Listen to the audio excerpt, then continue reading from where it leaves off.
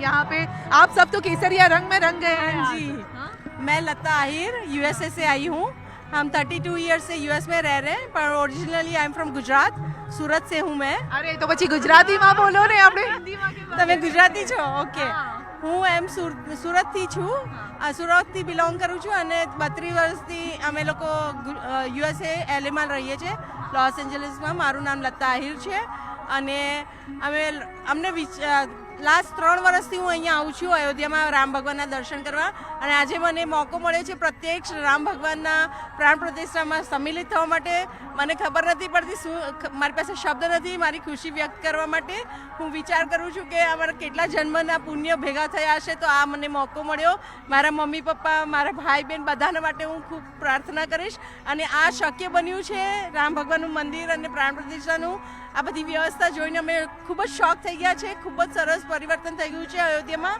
અને હું મારા આ ખાલી મોદીજી અને યોગીજીના લીધે થઈને જ આ બધું પોસિબલ થયું છે જે થઈ રહ્યું. દુનિયામાં પણ હવે રામનું નામ ગુંજતું થઈ ગયું છે. ગુંજ્યું બધા, અમે બધા રામ ભક્ત, રામ ભક્ત બધા અહીંયા આવવા માંગીએ છીએ, પણ બધાના માટે પોસિબલ ના થયું આજે.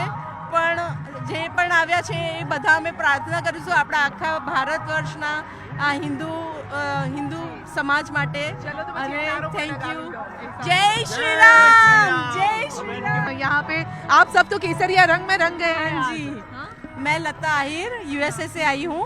हम 32 ईयर से यूएस में रह रहे हैं, पर originally I am from Gujarat, Surat से हूँ मैं. अरे तो પછી ગુજરાતીમાં બોલો ને આપણે હિન્દીમાં કેમ તમે ગુજરાતી છો? ઓકે, હું સુરતથી છું, સુરતથી બિલોંગ કરું છું અને 32 વર્ષથી અમે લોકો યુએસએ એલએમાં રહીએ છીએ, લોસ એન્જલિસમાં. મારું નામ લતા આહિર છે અને અમને લાસ્ટ 3 વર્ષથી હું અહીંયા આવું છું અયોધ્યામાં રામ ભગવાનના દર્શન કરવા, અને આજે મને મોકો મળ્યો છે પ્રત્યક્ષ રામ ભગવાનના પ્રાણ પ્રતિષ્ઠામાં સંમિલિત થવા માટે.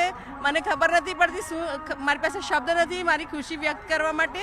હું વિચાર કરું છું કે અમારા કેટલા જન્મના પુણ્ય ભેગા થયા હશે, તો આ મને મોકો મળ્યો.